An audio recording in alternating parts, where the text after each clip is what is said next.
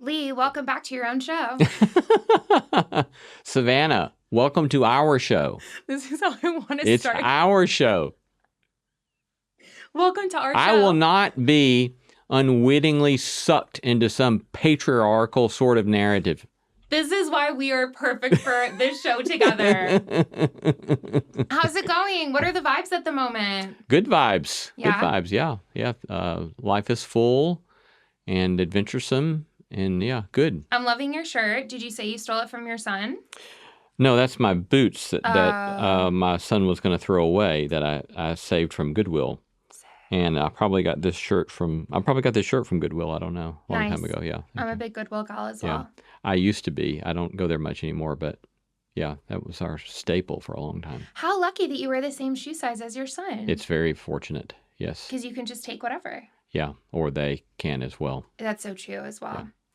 The big issue for me and my sons were my socks. They would take my socks so endlessly, and it drove me to profanity. Mm-hmm.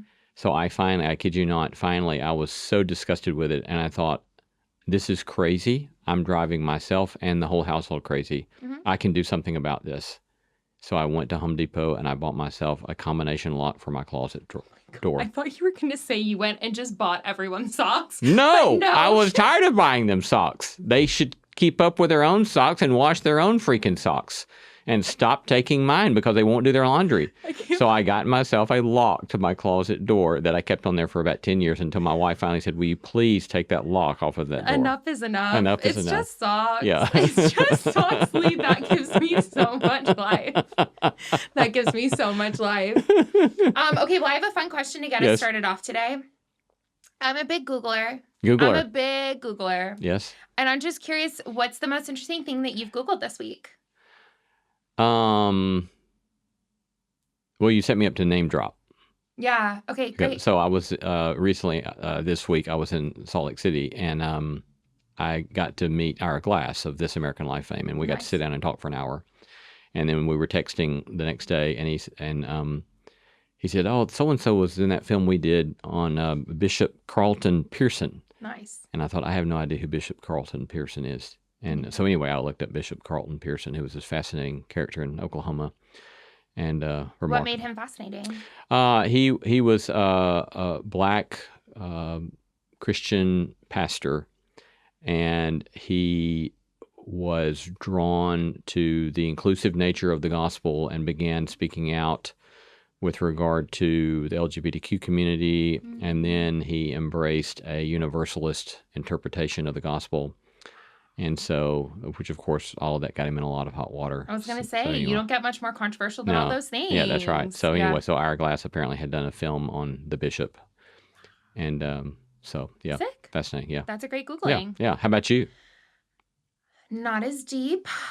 My Googling was me cutting my own hair. So I basically cutting your own Googled hair. How to cut your own hair. Because I don't know if you know how expensive haircuts are now. I do know. Yes, my wife and I discuss it. Do you pay to go get your hair cut? I do. Okay. But I don't pay as much as my wife does. Yeah, well, she has more to work with, obviously.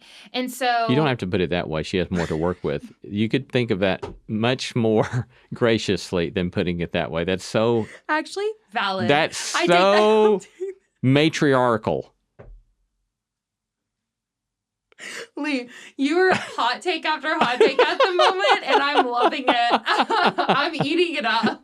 But I agree. I could have said that differently. That being said, last time I went to go get my hair done was like, I don't know, last year. And the gal did such an amazing job, like definitely way better than I could do. But it was like $230. What? And I was like, listen. My wife It was also a deal. for color, like for dyeing. Oh, okay, yeah. And I just thought to myself, I'm tired of spending this money. So then I just stopped cutting my hair in general and let it get really long. But then I was like, it's time for me to cut my own hair. So I go on YouTube. I look at this tutorial. It's 10 minutes long. I followed it exactly. And honestly, not that bad. Not that bad. I know. Yeah. I feel like it looks pretty good. Yeah. I'll probably keep it curled for a long time because curling it covers a multitude of sins. Curling covers a multitude of sins. And then for dyeing it, I just went to Whole Foods, got like a little organic dye. And dyed it myself. Good for you. Yeah, and all of that cost me $20. That's great. Yeah. So that's on me being not deep like you, like Go- Googling deep stuff, but it is on me Go being Google. frugal. Yeah. Go Google. Google and frugal. Google for Frugal people. Google frugal. I love that. And on Yeah. that note, let's start the show.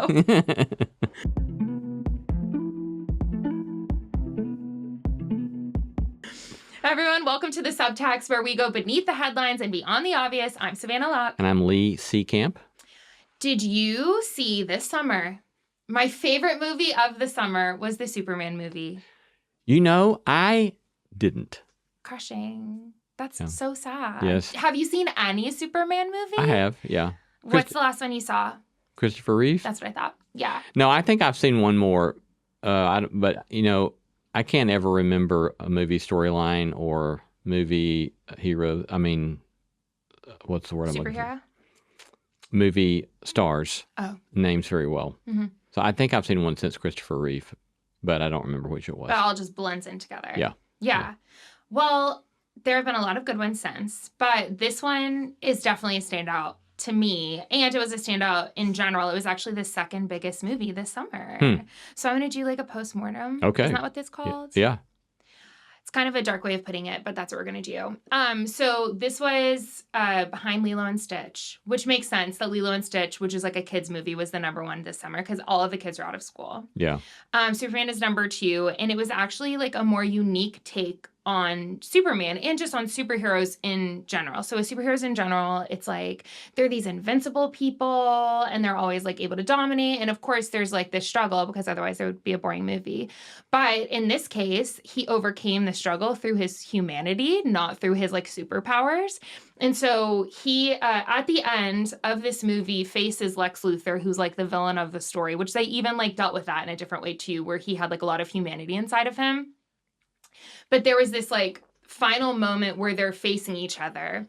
And Superman says this: I get scared. I wake up every morning, and despite not knowing what to do, I put one foot in front of the other and I try to make the best choices I can. I screw up all the time, but that is being human, and that is my greatest strength. And so it was this new take, like that was kind of all of the reviews and all of like the comments on social media and all of that were really like enamored with, oh, you're putting the man back in Superman and really focusing on that like humanity piece of it, which I thought was really beautiful. And there was this response video that I wanted to talk to you about. So this fan did a viral response video where she was in Times Square, like with like the Superman person, like a billboard behind her. And she talks to the director, James Gunn, and she's like, listen, James Gunn, I'm never going to meet you in real life, but I hope this video reaches you. Like, thank you so much for like making this like superhero so human. And these are the comments that I wanted to read to you, and then we can talk about it. A comment said, thank you for showing Superman cry for that single random person he couldn't save, because there was someone he couldn't save and he cried over it. Another commenter said, thank you for not making him hate his biological parents, but instead highlighting his gratitude towards his real parents for raising him. And then there was also a comment that said, this new Superman was a real letdown. He spends the whole film complaining, getting beaten up, and doesn't even fly up to the sun for a power boost. He has to go home and lay in bed. And then when he finally faces Lex Luthor, he has to explain who he is? Seriously? The real Superman doesn't need to do that. Plus, it's ridiculous how affected the Superman is by social media posts. He's supposed to be a strong character, not weak. This film portrays him as a very weak man. Talk to me about all of the response to that and how you feel about it. Well, I mean, I assume that you clearly prefer the movie line to this last comment. Personally? Yeah. I think that the comments are fascinating. I really enjoyed that Superman was human. Yeah. I mean, I guess the first kind of question that comes to my mind is, how many superheroes do you know in the old form of superhero? I mean, I don't know any. We don't know any, right? No. And so it's like, what does that really do for us? You know? And if storytelling is always an exercise in moral formation, which I think it is, then we have to ask, well, what kind of moral formation is occurring in our storytelling? As a matter of fact, I one time went and did a 2 or 3 day story writing workshop with some movie scriptwriter in Times Square, and that was the thing that was so interesting to me, was that he insisted every story that we tell and every movie that we watch is an exercise in moral formation, and it's about character development. Yeah. And so you're always asking what's the trajectory and what kind of characters are being formed and how is it forming the watcher and the listener. And so I think in that regard, from what I hear you describing of the new Superman movie, that makes a whole lot more sense from a moral perspective and a character development perspective that actually can do some good for us, that I don't know that the old superhero trope really does a lot of good for us. Yeah, I love that phrase, that storytelling is moral formation. Yeah.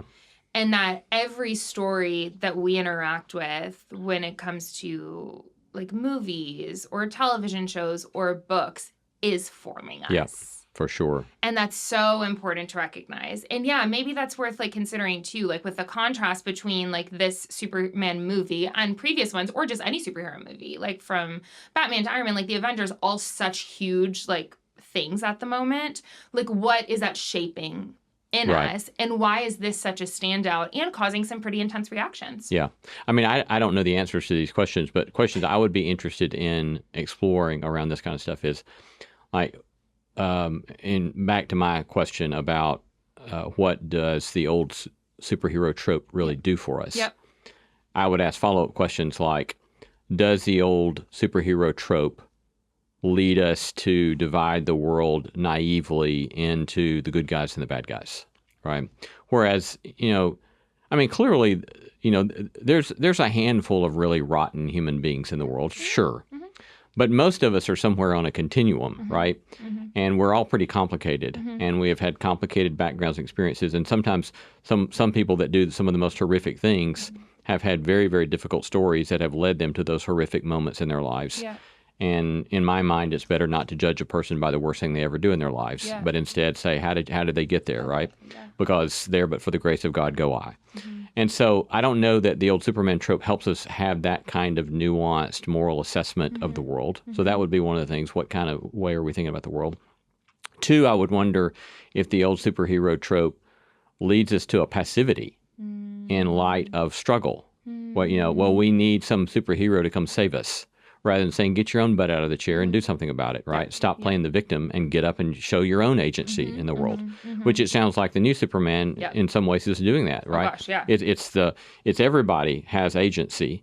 So how's everybody going to use their agency in the community to fight some sort of thing that's threatening our existence, our shared existence? So those are at least two of the kind of really interesting moral questions that I think would be worth a lot of, and I'm sure somebody's written a lot on that, but I haven't read it. Yeah, the binary piece is huge. Yeah. I think in like older storytelling that lacked nuance and like I'm even thinking, this is so random, but thinking of like the Scooby-Doo film. Yeah. You know what I mean? Where it's just like so clear who the bad guys are and who the good guys are. Right. And you always know the good guys are going to win. And then life gets much more complicated, like the older that you get. Yeah. And it also reminds me of Father Gregory Boyle. He wrote Tattoos of the Heart, and he has this thing called Homeboy Industries in Los Angeles. One of my favorite No Small Endeavor episodes is with Father Boyle. It's with Father. He is so brilliant. Yeah, but he's he wonderful. Pushes back a lot because he's working with people who have like killed people and are part of gangs and all of that, and people that others would describe as bad people. Mm-hmm. And he often pushes against that and says, no, they're not bad people, they're hurting people. And to bring in that level of nuance, though, can make people feel uncomfortable. Because then you also have to face like inside of yourself, the continuum, which is kind of scary. Yeah. But also the savior thing is really fascinating to me as well. Like if there's not some like invincible good person, like superhero that's going to come and save us, and we actually have to participate in something, that's pretty confronting as well, even from like a Christian perspective. Yeah. Yep. No, I agree. I think all of those things are worth a lot of exploring and seeing the ways in which that agency is or is not facilitated by the stories that we tell ourselves. Crucial. Yeah, I love it. There's another thing I came across recently. I don't remember what I was preparing for some interview, and I came across this study from the NIH that was looking at moral exemplars. And there's been loads of research done on the way in which exemplars are as important in the moral formation in our moral formation, especially children's moral formation, as is the rules and principles we teach, right? So there's rules and principles, those are important, but maybe just as important are the exemplars that we give them in stories that form that in kids. But this NIH study that I found, it was 2017, that was so fascinating, was making the case that the ordinary person as moral exemplar is actually more powerful in formation than the extraordinary moral exemplar. And isn't that fascinating? And that seems to speak directly to this kind of stuff, right? If we think, well, I've got to have the superhero kind of guy to set an example for us, it's like, well, how many of us can relate to that, right? Going back to this guy's comment, I mean, how many of us have to go get in bed sometimes, and how many of us have to get out of bed in the morning, put one foot in front of the other in all of our ambiguity? All of us, right? And so if we have a moral exemplar that does go through that kind of stuff and they find a way forward, then that seems like, well, obviously that's going to be more formative of us than some unrelatable extraordinary example. Brilliant. I think it's helpful. Talk me through, like, when you think of examples of this, even in your life, like, who have been exemplars for you that have formed you? Well, I think that I have been informed by a lot of, I would say, extraordinary exemplars in the stuff I've read through the years. That being said, it only went so far because I could see that my own life was more pedestrian. You know, I'm a middle class college professor, and so you know, how can I relate to that extraordinary vision? And then it became a sort of, well, no, there's a sort of moderation and a way of moderation, not in terms of compromise, but a moderation in terms of there's space for all of us with whatever walk of life we come from to do some extraordinary things by simply giving ourselves over to some good work, and that we all can do that. And so, you know, paying attention then to, I've had so many extraordinary colleagues through the years, you know. So, for example, one of my dear friends, he's a wonderful, another middle-class professor, right? But he started reading about the way in which the recidivism rate in prisons, people coming out of prison, the recidivism rate was very much related to the opportunities you have for work once you come out of prison. And so he thought, and furthermore, that having some sort of education makes the recidivism rate go down rapidly. And he thought, I'm an educator, I can do something about that. So there are now in Middle Tennessee, both in the men's maximum security prison and the women's maximum security prison here in Middle Tennessee, in both of those schools because of him, because he decided we can do something about that. And so he got people to say, let's do something about this, and started these amazing programs, right? So, and I could just multiply the examples of people who said, this is what I do, this is what I'm good at, and so let me find some way to do what I'm good at in some real social, tangible thing. That's not superhero. It's hard work. It's human. It's human, and you just got to go do it. And so I've been blessed to know a lot of people like that. Yeah, I think what is occurring to me as you're talking, I know a lot about that program too, and how important that is and how much that's really changed people's lives. And that's just like a human thing to do. Like, it's not like a billionaire who's gone and done like this wild thing, but it's like just a human doing something for the good of others. And I guess what's occurring to me in this moment is I couldn't have named that we need those examples. And how important those examples are, and how often we find those examples actually in media. And I think it didn't occur to me that that how much it matters then who the people we are platforming. Like, it matters more than I guess than I could have put language to until we had this conversation. Yeah. Yes. And to take seriously, you know, I think the more we can pay attention to, and or for whoever has opportunity to platform people, platform folks who are these kinds of exemplars who are doing something constructive in the world, rather than whatever the latest fad or, let me stop there, the latest fad or whatever there is going I on could see in the you world. wanting to go. I could see you wanting to go, and you use self-restraint. I use so much self-restraint right there. I'm very proud of myself. And you should be. Yeah. Yes. Yeah. But our heroes matter. And this is something I was talking about a couple of weeks ago with a friend. Like, our heroes also reflect what we value, too, like on a broader level.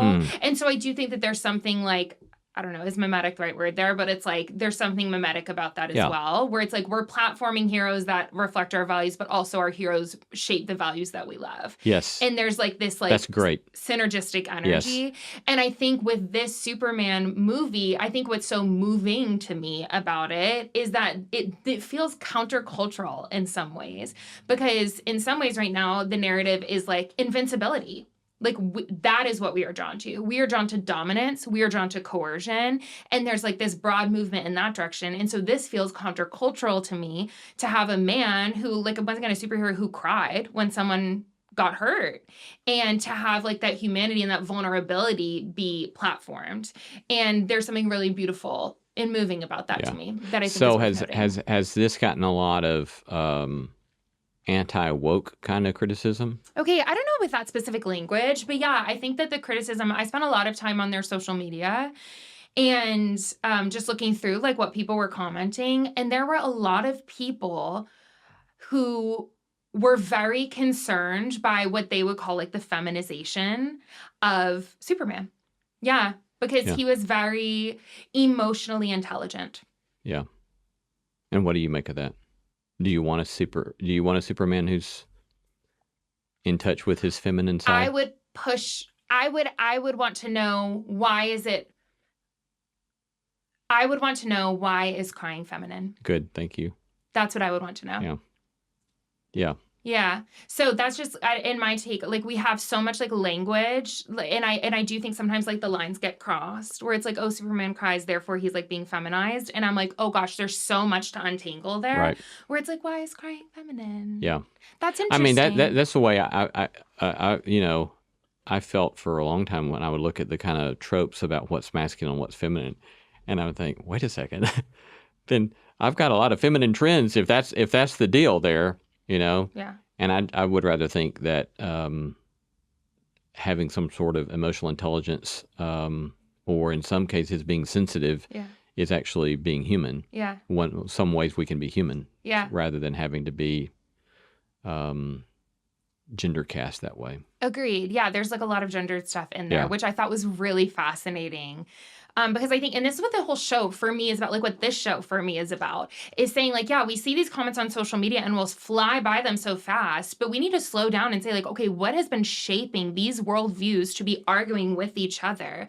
And how can we unwind some of these assumptions and see, like, is that actually true? Or is that just what we've been shaped to believe? Right. And like, if you're a person of faith, like what might like God have to say about that? Or like your tradition and all of that? Because I think sometimes we just move so fast, we're not slowing down to think about what's happening beneath the surface here, that this has become like a culture war in some ways. Yeah.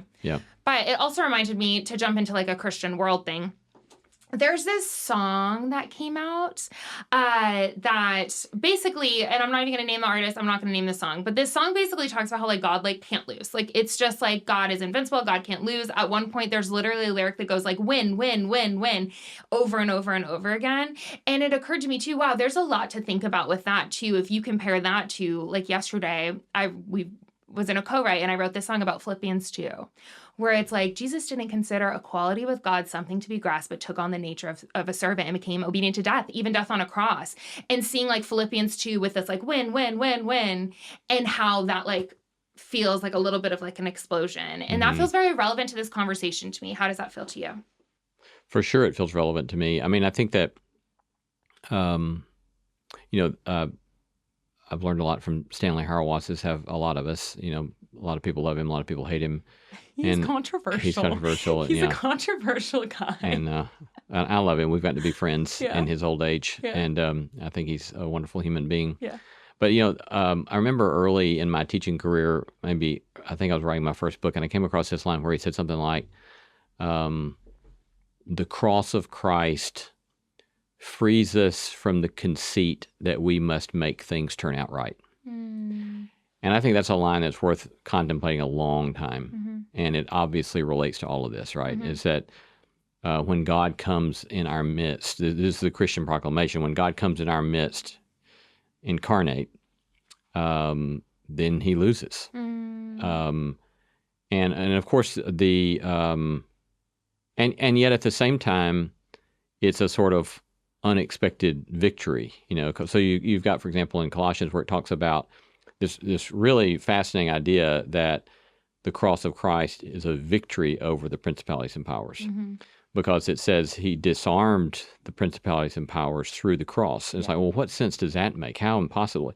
And it goes back to this notion that the ultimate way of victory is through the way of suffering love rather than imposition, domination, oppression, and that by being willing to love in this way, it disarms the powers. And so the cross itself is seen as a victory, but a very different kind of victory than the one that we expect, right? Mm. And then, as a lot of theologians have said, resurrection is not so much the victory as it is vindication. Yeah. Right? It's God the Father saying yes to this way of Christ. Yep. That this is the way to live, and this is the way to go, and this is the grain of the universe, is this sort of way. Yeah. And so that's a very, it's still talking about victory, but it's a different kind of victory than the one we think you get through the superhero trope, because it's not about vanquishing your enemies as such, as it is embodying the kingdom of God, that is this way of suffering love, and that itself is the victory. Victory through death, not domination. Yeah. Yeah. And that's, why do Or you maybe think maybe rather than the phrase victory through death, victory through suffering love, even Victory if it through leads to death. victory through suffering love, even if it leads to death? Yeah. That's very Drew Hart of you. Do you know Dr. Hart? I do know. I've Yes. met Drew. Yeah. That was a very Drew Hart amendment. Yes, and I respect that. Yes. Yeah. Victory through suffering love, even if it leads to death, not domination. Yeah. Why do you think that that's so hard for us at the moment? I mean, who really wants that? I know. Because it does entail the possibility of real suffering, and so nobody, unless you're, have some sort of masochism about you, nobody wants that. Which I think it goes back to why that language is so important, right? We don't want to fall prey to some sort of masochism and saying, what I want is to die, 1,000%. Yeah, Yes. or what I want is to suffer. Yeah. What I want is to live freely, fully alive as a loving human being, not afraid of death and not afraid of suffering, but to go pursue directly suffering and death becomes a sort of, I think, morally debased sort of character. Yeah, because you're exactly right. I'm happy you said that. I grew up in a super charismatic tradition, and when the Columbine shootings happened or whatever, it became very Christianized in the way where, and now this has been proven to not even be a true story, but where they said, Cassie was asked, do you believe in God? And then when she said yes, and she was killed in her school. And it became this thing where, for me growing up, it was like that's the greatest honor of your life, is if you're a 17-year-old kid in school and you're like, yes, I believe in God. And I remember growing up being like, that's the highest good of my life, is to want to be martyred or something. And I think that there is something different between that, which for a young child to be thinking that way is obviously damaging. That's not a good viewpoint, or in my opinion, not a healthy viewpoint. That is different than saying I'm going to live in the way of Christ, which requires me to have what Greg Boyd would call self-sacrificial, enemy embracing love. And if that leads to death, so be it. There's a difference between the two. Yes. There's definitely a difference between the two that's very morally significant. Very morally significant. Yeah. Okay, so talk to me about how that plays in our landscape at the moment. What impact would it have in American Christianity should we be confronted with the self-sacrificial Christ? Yeah, so I mean, so this reminds me of a conversation I had with Russell Moore, and then I read some of it in an article that he'd written where he talked about when he would go to churches, when he was going to churches and would talk about the Sermon on the Mount, that he was hearing from people afterwards, and they were saying things like, this doesn't work, it's weak, and it's irrelevant, and you got to stop teaching this stuff. And I mean, that should really ring some alarms for us, because it shows that there's this sort of cult of power and cult of invincibility and cult of a particular kind of victory that stands in direct competition with fundamental Christian orthodoxy. Yeah. And I think that we need to pay just a whole lot of attention to that. I think it also relates to health and wealth gospel stuff, to which I have this fascinating, I want to interview Joel Osteen someday. Oh my gosh, Lee, me too. Don't do it for No Soul Endeavor, do it for the show. Joel, we want you. Yeah. I mean, I definitely want to talk to Joel Osteen because but let me back up just a second. I mean, I would say at its root to what I've read of health and wealth gospel stuff, it misses the gospel. And it's just fundamentally problematic.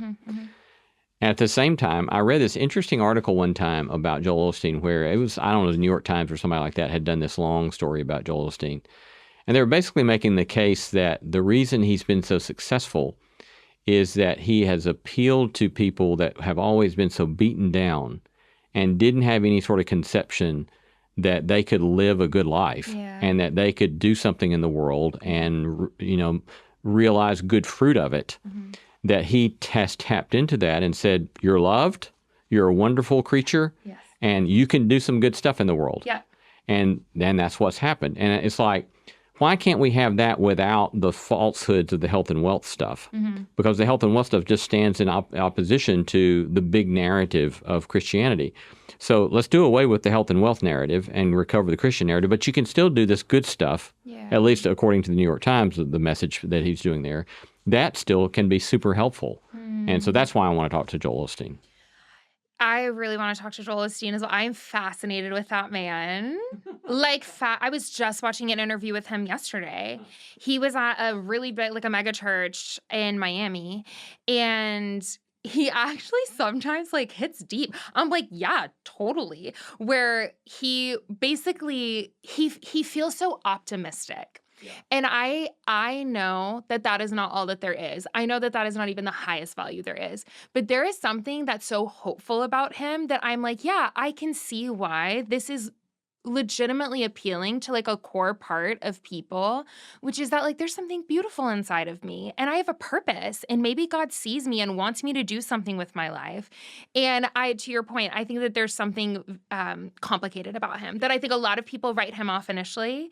And I think that there's something more complicated to the story.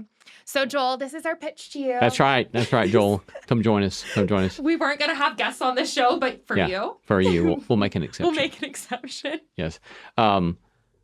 Because one thing that points to is on the other side of that spectrum is the sort of is the cynic, right? Who can't see any hope, and they think that their gift to the world is always to say why everything's awful and why nothing good can be accomplished because the powers and principalities have the final word, And it's like, well, that's missing the part of the story too, right? Because there is resurrection and there is vindication, and so which is to say there is hope, which is to say that you can anticipate and imagine a beautiful world and then imagine how we can live into that beautiful world, right? And so all of that stuff, and that's one of the things, that's one of the reasons I love narrative theology as such. It's because narrative theology doesn't let you get away with boiling it all down to a couple of phrases or an essence. It's like, no, this is a story. And the story forms us morally, but it forms us to be morally complex human beings who have different things to say at different times based upon whatever's going on in the circumstances around us. Yeah. And so I think always looking at the big narrative and trying to understand the narrative well, and always trying to say, what does it mean for us to bear witness to this narrative in this particular cultural context? That's the beautiful, powerful challenge. Can you just define narrative theology for anyone who doesn't know? Yeah, so the idea there is that when you're trying to, so theology talk about God, right? Is talking, constructs and ideas about God. But what we have in what narrative theology insists is that you best do theology by telling the story well. And rather than boiling it down to abstract ideas or abstract principles, which still can have their place, right? But that's not the final word, is some abstract rule or abstract principle, but you're looking at the big story and saying, what does it look like for us to be a people that live out of this story? Yeah. That's kind of, in brief, the way I would define what narrative theology is. Which to me connects back to you being in Times Square with that script person saying the story part of, what was the quote? Every story is like forming. Every story is an instance of moral formation. Every story is an instance of moral formation. And then thinking about the whole Christian story and the Christ story and even like the stories that we have about ourselves, right, that forming us. Yeah. Is so relevant to then be critical of what stories are we telling and Exactly. what stories are we perpetuating. Right. Yeah. Yeah. So then you go back to where we started, right, with the Superman or the superhero. That superhero story is given tropes that lead us to certain expectations, certain moral judgments, certain presumptions about the nature of the world. Whereas other stories, like the Christian story, the Buddhist story, the Hindu story, or stories, all of those stories form us in different ways. Yeah. And so being attentive to the way they form us in different ways is crucial in this enterprise. It's really important. Yeah. I'm going to hype up your book for a second. Okay. So you gave me your books, I don't know, a while ago. And I read one of them. I haven't read the rest of them yet. But Mere Discipleship. And something that was one of my big takeaways that feels relevant to this conversation, which I know that you're paying me to talk about your book at the moment, to pitch it. Just kidding. I didn't prepare. There you are for this. again, putting me in this false narrative. No, we're not paying you to talk about my book. Anyone who knows you 1,000,000% knows that that's a joke. But something that I think is a resistance, because going back to this broader question of like kind of why this might be confrontational to some people, like this view of not only like the superhero, but also maybe around like the view of God, like of God being vulnerable and a suffering servant and the Sermon on the Mount, why it is confrontational to us, is because in your book you talk about a reality. So you say a lot that people don't live in accordance with kingdom ethics because it's not realistic. So what's more realistic is to dominate or to coerce or to use violence. And it's by dismissing that like the kingdom of God is not realistic or the way of God is not realistic that we eject ourselves from the conversation altogether and just go along with the pattern of the world. To me, that was a really great way of putting what I think is this tension, which is that a lot of people will say, well, if God is not invincible, or if God doesn't get God's way sometimes, or whatever, like that tension is too much to hold, because it's then what? Then what? And it doesn't feel realistic to deal with the implications of that. And so then I think we just want to step back and then go back to the binary because it's just easier for us to handle. So that's my takeaway from your book. What do you think about that? Yeah, thank you for that. I think that's good review. Yeah, good review. Yeah, I mean, I think that one of the things that's so problematic about having this sort of vision that God can't lose or God won't allow us to lose if we love God or have faith in God is just that that's going to fall apart so quickly if you just live life, right? And then all of a sudden your faith need be devastated because you believed a false understanding of what this whole thing's about. Because this is simply not the way life works. We know this, right? And so any great, religious tradition, philosophical tradition, regardless of what it is trying to deal with the truth of our existence, with what's really most real. And the Christian proclamation is that what's most real is things are not right. Yep. And the way through this is the way of suffering love and trusting in the power of God to help us bear witness to that. And it means you're going to sometimes suffer some devastating loss. And yet that's not the end of the story, and that the story can keep on going. And to me, that's a very compelling, realistic account of the way life is, right? Yeah. It's a question of what's real and what's true. And so, like going back to you talking about kind of the domination systems and so forth, there have been these fascinating studies that have been done to look at political revolution. And so going back to like the 1980s, 70s, and it may be Walter Wink that does a Yeah, it really is. long And the powers survey that of all. be. Yeah. Long survey of this stuff. And he says, if you look at this, what a lot of these people that have studied this, and this is not from a Christian perspective, this is just kind of sociological, social science perspective, would say that any time a victory was possible over oppressive forces, that it was possible to do it nonviolently, and sometimes it was possible to win nonviolently that you couldn't have won violently. Yep.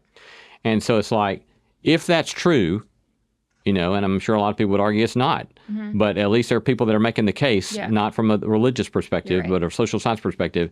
So if that's true, then, in my mind, it's like, well, here we have another case in which the Christian proclamation is saying something about reality, not some utopian idealism, stupid, ideal world, but the real world. The real world. And so I think that's fascinating stuff. Yeah, Wink also makes the argument through that research that nonviolent revolutions are more sustainable than violent revolutions. Yeah. So he says the only way to make lasting change is actually through nonviolence too. Yeah. Which was pretty compelling as well. Yeah. But yeah, I agree. That actually there's a truer reality than the violence that we live in and the domination that we live in. And that's the invitation of the kingdom of God. But because we're so indoctrinated to believe that there's no other way, then we start calling Jesus's way unrealistic. Right. Turning the other cheek is unrealistic. Yeah. Yeah. And I think it's pretty confrontational. I think you did a really good job in the book about that. Yeah, thanks. Yeah. Thanks. Okay, well, to end, let's do a fun segment. Okay. Well, and now I'm scared to ask my question because we've kind of really pulled the thread at some of these superheroes. Maybe it's not a great question anymore. But my question is, do you have any favorite superheroes or movies? What did you grow up on? Superheroes or movies. And I'm not saying you're affirming all the ethics of this superhero or whatever, but just what are the vibes? Well, I don't remember movie storylines. Growing up, you weren't just into it at all. I mean, I would go to the movies and I always enjoyed them. Okay. I especially remember liking, See, This Is the Way It Is some of the most famous movies ever in American history. Who's the professor who goes off on the grand adventures? Indiana Jones? Indiana Jones, yeah. I love the Indiana Jones movies. That's nice. That counts. Yeah, does that count? That counts. Yeah. That 1,000% counts. Yeah, but he's not a superhero. No. He's a much more relatable. He's a moral exemplar, though. Yeah. He's a good one, more human. Yeah. Yeah. Yeah. I love that I knew what you were talking about, first of all. I was going into my memory bank being which one is he talking about? And yes, I think for me, I am so drawn to, do you know Robert Downey Jr.? You like Robert Downey Jr., huh? I love His that little dude. smart-assy Robert Downey Jr. It's the fleshly side of me. That's Robert Downey Jr. See, I know a little bit about culture. I just never stop. That's perfect. He does have a sassy side to him. And after this conversation, I once again am going to say I don't endorse him. That being said, thought that he was a really fun character in Iron Man. And Gwyneth Paltrow was in that movie too, Chris Martin's ex-wife. So that was just a fun movie overall. Whose ex-wife? Chris Martin from Coldplay. Oh, really? Okay, I didn't know that. Gwyneth, and they have a daughter that goes to Vanderbilt. Huh, yeah. Yeah, no, I like Gwyneth. You like Gwyneth? Uh-huh. Same. Yeah, she's a vibe. Yeah. So that would be mine, but if I had to think more deeply about it now, I might probably change my answer after this conversation. Maybe the question Woman. probably is, if we had a choice between Joel Osteen and Gwyneth Paltrow for a guest, which one would you choose? Oh my gosh. Or Robert Downey Jr. I would still choose Robert, but for this show... Robert over Joel. For this show, Joel. Yeah, okay, yeah. But just for me, Robert. Yeah, I might Who would have you to pick? choose Gwyneth. You would? Yeah. We could just have both of them on. Imagine the fun we'd have. Yes, it would be great fun. Well done.